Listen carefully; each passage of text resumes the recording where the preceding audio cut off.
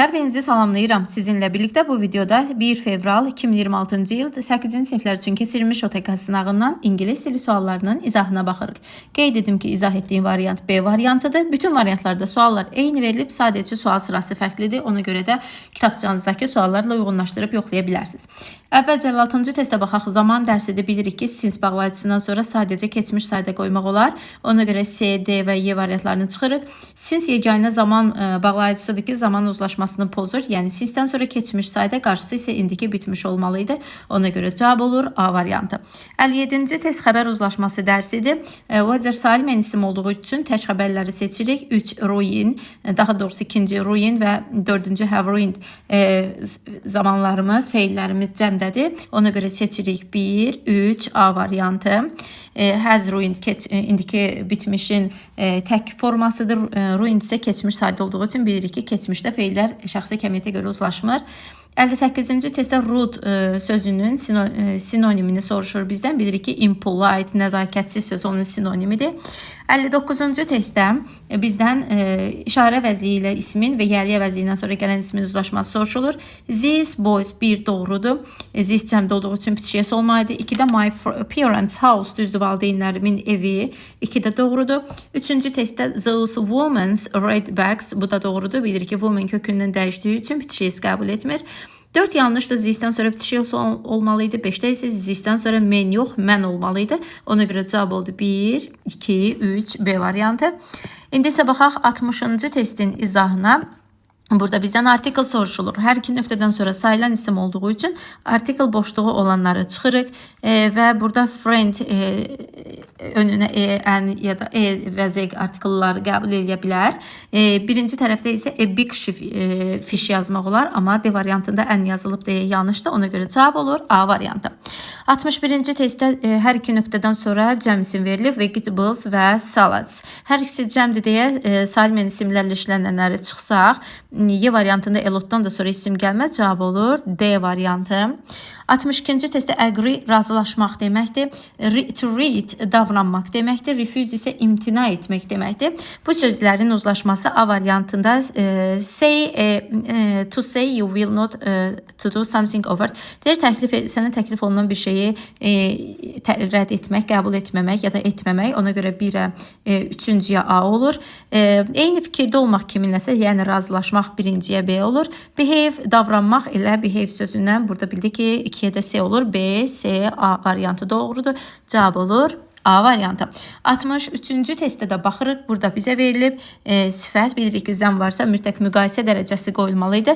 Düzgün müqayisə dərəcəsi verilib B variantında. C variantı more er olmaz. Digər variantlar isə müqayisə dərəcəsi deyil. 64-cü testdə bilirik ki, sözündən sonra obyekt al qoymaq olar. Ona görə B variantındakı he, C variantındakı və Y variantındakı his variantları gedir. Elə A variantındakı his də gedir. Ona görə cavab olur D variantı. There, what is wrong with him? Ona nə olub? O da deyir, mən düşünürəm ki, onun he needs to rest more. Onun biraz daha istirahətə ehtiyacı var. İndi isə baxaq digər 65-ci sualımıza. Burada bizdən verilib xəbərə baxırıq. Xəbər lives olduğu üçün deməli we işlətmək, I işlətmək olmaz. Hördən sonra birbaşa xəbər olmaz.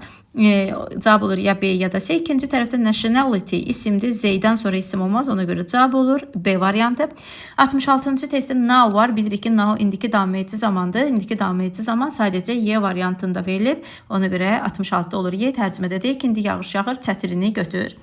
67-ci testdə deyir, bir şeyi daha yaxşı etmək, daha effektiv etmək, demək ki, bir şeyi yaxşılaşdırmaq deməkdir. Bu cavab olur A variantı.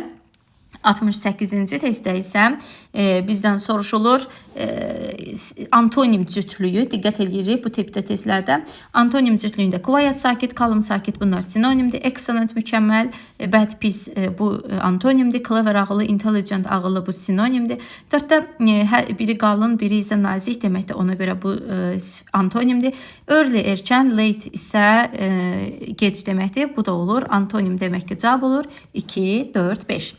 İndi isə baxırıq short tekstlərimizə diqqət olun. 69-cu testdə bizdən soruşur ki, Əziz ziyarətçilər, bu həftə sonu planlanır ki, sinemada, New Yorkda sinemanı ziyarət eləyək, biz eləyək və siz gələ bilərsiniz. Bu bir şirkətdir, hansısa bir şirkəti gəlir New Yorkda bir sinemaya və siz izləyə bilərsiniz burada kinonu with the city lights, şəhərin işıqları altında, shining around you, sənin ətrafında parlayan, gətir özünlə adyal və popcorn və mükəmməl bir gecə keçir. Orada görüşərik səmimiyyətlə New Yorkda kompaniya, şirkət. A variantında deyir ki, ziyarətçilər izləyə bilmirlər. Bu yanlışdır, gecə izləyə bilirlər.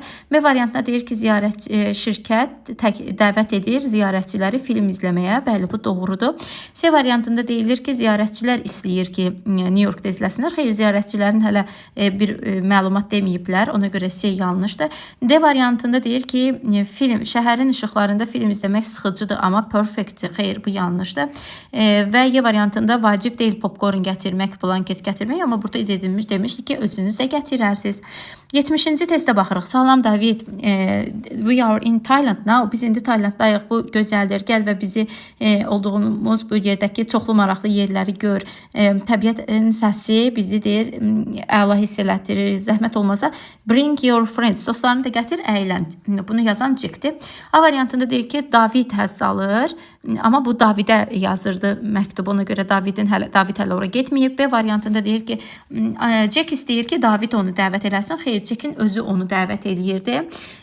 C variantında Jack istəyir ki, David gəlsin ora. Bəli, bu doğrudur. D variantında David dəvət eləyir. Xeyr. Y variantında isə təbiətin səsi boringdir. Bu yanlışdır. Çünki burada demişdi ki, magicaldır, sehirlidir. Ona görə cavab oldu C variantı. 71-ci testdə let's discover, gəlin deyir Rotterdamı, öz şirkətimizlə Rotterdamı kəşf eləyək. Şəhərin işığı və küləyi, you can enjoy fresh air, sən deyir təmiz havadan həzz ala bilərsən, hündür binalardan və gözəl körpülərdən. Bu möhtəşəmdir incəsənət sevənlər üçün və təbiət fanları üçün. Gəl və küləyi hiss et. Səmimiyyətlə Rotterdamda bir şirkət. Deyir ki, the city of wind and light is boring. Boring deyil, boring olsa çağırmazdı. Ziyarətçilər imtina edir, amma imtina etmir. Kampaniya yalnız incəsənət sevərləri dəvət edir, həm də təbiət fanlarını da dəvət etmişdi. D variantında şirkət dəvət eləyir ziyarətçiləri həzz alsınlar təbiətdən. Bəli, bu tamamilə doğrudur. Y variantında isə deyirsən gəlib burada binaları görə bilməsin. Bu da yanlışdır. Ona görə cavab oldu D variantı. İndi isə gəlin mətnimizi oxuyaq. Mətin Venesiya haqqındadır. Venesiya deyir maşınsız, dünyada daha doğrusu az maşını ilə mənasında yəqin ki, maşınsız gözəl şəhərlərdən, ən unik, qeyri-adi şəhərlərdən biridir. O İtaliyadadır və it is a built on, o balaca bir adanın üzərində tikilib, hansı ki kanallarla və körpülərlə əlaqəlidir. İnsanlar buranı travel ziyarət edir qayıqla, çünki burada maşın yoxdur. Demək ki, maşın yoxdur burada və the most famous boat, ən məşhur boat isə balaca qara qayıqlardır, hansı ki turistlər onu sürməyi sevirlər və şəhərin mərkəzində Mark meydanında bir a place filled with pigeon, göyərçinlər, musiqiçilər, kafelər olan bir yer var. Hər il Venesiya sahibliyi eləyir məşhur bir karnavala. Karnaval dövründə insanlar geyinirlər müxtəlif maskalar, kostyumlar və küçələr and squares, meydanlar dolu olur musiqi, rəqs və bayram celebrationlarda. Venesiya həmçinin məşhurdur özünün incəsənəti ilə və glass making, şüşə düzəltməsi ilə. Murano adasında iznən tanınır özünün gözəl əl ilə şüşədən düzəlmiş şeyləri ilə. Digər ada Burano Island isə məşhurdur özünün brightly, parlaq rəngli evləri ilə. Bədbəxtlikdən Venesiya is singing slowly, astaca üzür və suyun səviyyəsi bəzən qalxır və bəzən şəhərdə flood the city o daşqın olur və lakin insanlar çox çalışırlar ki, qorusunlar və bu gözəl, möhtəşəm yeri təhlükəsiz saxlasınlar. Venesiya is different from, digər şəhərlərdən fərqlənir. Onun gözəlliyi, incəsənəti, tarixi onu xüsusi bir yer eləyir dünyada. İndi isə variantlara baxaq. Mətndə deyir ki, cümləni tamamla. Burano Island. Əvvəlcə gəlin həmin hissəni tapaq görək. Bu hissə harda verilmişdi? Bəli, baxın, burada verilmişdi. Tanınır. Buraya məşhurdur öz evləri ilə, rəngli evləri ilə. A variantda deyir yalnız incə sənəti ilə. B variantında deyir ki, binaları hansı ki rənglidir onunla. Bəli, bu doğruydu. Özünüzdə gördünüz ki, burada yazılmışdı brightly colored houses. Digərləri isə adi şəhərdir, su yoxdur, əl işi olan əşyaları ilə bu başqa bir adanın məşhur xüsusiyyəti idi. 73-cü testdə soruşur ki, bizdən bu mətn nə haqqındadır? A variantında karnaval, B variantında şüşə düzəltmə, C variantında Burano adası, Venesiyanın tarixi, D variantı isə su üzərində bir şəhər. Bəli, su üzərində bir şəhər daha məntiqli idi. Çünki özünüz də gördünüz ki, yazılmışdı ki, on the island və burada da çox su gəlir, su bəzəndə şəhəri basır. Burada niyə Y variantı deyil? Çünki burada Y-də tarixindən danışmadı. Yəni tarixi haqqında heç bir məlumat verilmədi. Ona görə də bu testdə cavab olur D variantı. 74-cü testə baxırıq. Venesiya unusual for, qeyri-adidir. Nəyə görə? Ola bilər ki, maşın yoxdur burada. Bu tipdə bir test variant ola bilər. Da variantında deyir ki, Venesiyada insanlar onu qorumaq üçün çox çalışırlar. Mətndə verilmişdi, amma bu sualımıza tam cavab deyil. B variantında deyir ki, o yerləşir balaca adaların üzərində. Bu məntiqli ola bilər, bunu saxlayaq. Və C variantında deyir ki, Venesiya eyni şəhərdə digərlərlə xeyl. Burada çoxlu maşın var, bu da deyil. Burada çoxlu musiqiçilər var, bu da deyil. Elə B variantı doğrudur ki, bu qeyri-adi idi, çünki adalar üzərində bir şəhərdir. Cavab olur B variantı. 75-ci testdə deyir ki, səhvi seçin. Venesiya məşhur well-known şəhərlərdən biridir dünyada. Bəli, well-known şəhərlərdən biridir. B variantında turistlər burada balaca qara qayıqları sürməyi sevirdilər. Bəli, bunu da demişdi ki, balaca baxın bu cümlədə deyib. C variantında deyir ki, insanlar put on, geyinirlər beautiful maskalar karnaval müddətinə. Bu da doğrudur. Kafelərdə in Mark Square-də kafelər və pingvinlər var. Bu da düzdür. Y variantında isə deyir ki, yalnız maşınlarla burada səyahət edirlər. Bəli, bu ən kobud səhvdir. Çünki burada ümumiyyətlə demişdə maşın yoxdur, qayıqlarla səyahət edirlər. Cavab oldu Y variantı. 76-cı testdə deyir ki, karnaval, Venesiyada karnaval məşhur festivaldır. Bəli, bu doğruydu. Bizdən turu soruşurdu. Gəlin baxaq. Karnaval, bura məşhur karnavala ev sahibliyi eləyir. Bəli, bir doğrudur. Venesiya üzür quickly. Quickly deməmişdi. Burada slowly demişdi. Baxın, quickly cəld şəkildə, slowly isə astadır. Ona görə bura yanlışdır. There are beautiful handmade glass object in Murano. Murano'da deyir çoxlu əl işləri var. Gəlin həmin hissəni tapaq. Bu hissədə baxın deyir ki, Murano məşhurdur. Making beautiful glass items by hand. Handmade glass obyektlərlə məşhurdur. Bəli, bu da tamamilə doğrudur. 3 doğru. 4-də isə deyir ki, çoxlu maşınlar var Venesiya küçələrində. Xeyr, bu yanlışdır. Cavab oldu 1 və 3. İndi isə gəlin baxaq növbəti testimizə. Burada artıq dinləmə testinə çatırıq. Dinləmə haqqında burada mətn şəklində qeyd etmişəm ki, dinləmə suallarında qətiyyən tərəddüdümüz olmasın. Dinləməmiz bir zəhərli Arrow Frogs qurbağaları haqqındadır. Bu qurbağalar Central və South Amerikanın isti və wet cəngəlliklərində yaşayırlar. Bu qurbağalar məşhurdur özlərinin parlaq və rəngləri və zəhərli dəriləri ilə. Onların parlaq rənglərini sadalayır ki, blue, yellow, green, red, orange, black, white olur. Bu rənglər digər heyvanlara deyir ki, mən təhlükəliyəm. Alimlər düşünürlər ki, bunlar zəhəri əldə edirlər böcək yeyərək. Baxın, bu cümləyə diqqət edin, böcək yeyərək əldə edirlər və o kömək eləyir təbiəti balansda saxlamağa. Demək, təbiət üçün də bir xüsusidir. Alimlər onların zəhərlərini araşdırırlar ki, onlar haqqında daha çox öyrənsinlər. Çünki bəzi qurbağa zəhərləri gələcəkdə dərman kimi istifadə oluna bilər. Məsəl üçün, deyir, onların zəhərləri painkiller, ağrı kəsici düzəldilə bilər və ürək problemlərində üçün dərman düzəldilə bilər. Bədbəxtlikdən bu qurbağalar növləri təhlükədədir. Çünki insanlar rainforestləri kəsirlər, hardakı bu qurbağalar yaşayırlar və bu da onların evlərini dağıdır və insanlar həmçinin onlara onların bu zəhərli qurbağaları tuturlar və onları qanunsuz şəkildə satırlar və bəzi ölkələrdə artıq bu zəhərli qurbağalar qorunur və biz də meşələri qorumalıyıq ki, onların evi dağılmasın. Onların gələcəkdə yaşamaq yerləri olsun. Burada soruşur ki, alimlər niyə qurbağa zəhərini araşdırır? Demişdi ki, onlardan dərman ola bilər. Baxaq, A-da deyir ki, rəng düzəltmək üçün, B-də deyir ki, useless dərman, faydasız dərman düzəltmək üçün. C-də deyir ki, onları qorumaq üçün, D-də deyir ki, onlar daha çox öyrənmək istəyirlər. Bəli, bu cümlə deyilmişdi. Because it can be useful. Digər böcəklər üçün faydalı ola bilər. Bunu deməmişdi. Baxın, alim cümləsinə gəlin birlikdə baxaq.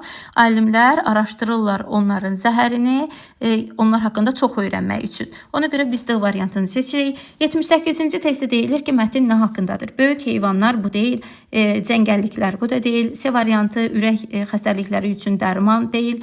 Dünyada heyvanların müxtəlif növlərindən bir növündən danışırdı. Y variantı isə doğrudur. Zəhərli dərisi olan qurbağa növündən danışırdı. 79-cu testdə artıq soruşur ki, bunlar xüsusidir. Çünki onlar quru yox, wet meşələrdə yaşayırdılar. Onlar bütöv növ yeyirlər cücüləri. Xeyr, onlar yeyirdilər. Baxın, bu cümlədə qeyd olunmuşdu ki, some of insect yeyirlər bəzilərini. C variantında onların rəngi parlaq deyil. Xeyr, demişdi ki, bright colordır. D variantında adi heyvandır. Xeyr, qeyri-adidir. Y-də isə deyir ki, onlar zəhərli dəriləri var. Bəli, bu cümlədə yazılmışdı ki, onların zəhərli dəriləri var və buna görə də onlar məşhurdular. Cavab oldu Y variantı. İndi isə baxırıq 80-ci testdə true false soruşur bizdən. Menik hansı deyir, çox ölkələr bunları qoruyur çünki onlar təhlükədədir. Bəli, bunu demişdi. Bu qurbağalar öz zəhərlərini böcək yeyərək alırlar. Bunu da demişdi. Frog qurbağa zəhərləri zərərlidir environmentda. Xeyr, demişdi ki, onu balansda saxlayır. Ona görə bu false olan cümlədir. 4-cü cümlədə isə deyir ki, alimlər çalışırlar ki, qurbağaların evlərini dağıtsınlar. Xeyr, insanlar çalışırdılar ki, daha doğrusu çalışmırlar. Onları evləri dağıdırlar, meşələri dağıdırlar. Ona görə də onların evi olmur. Əksinə alimlər və insanlar onları qorumaq istəyir. True cavablar oldu 1-2, false cavablar isə oldu 3-4. Esse də artıq marketə gedən bir uşaqdır. Səhv etmirəmsə, diqqətlə baxsaq, yəni 35 sözlük esse yazmalıydı. Çalışın ki, bu tipdə esseləri keçmiş saydı zamanda yazın və cümləyə giriş və əsas hissə və conclusion hissə yazın və inşallah ki, münasib balınızı ala bilərsiniz. Kanalımıza abunə olmağı, paylaşmağı, bəyənməyi, şərh yazmağı unutmayın. Hər birinizə çox-çox təşəkkür edirəm.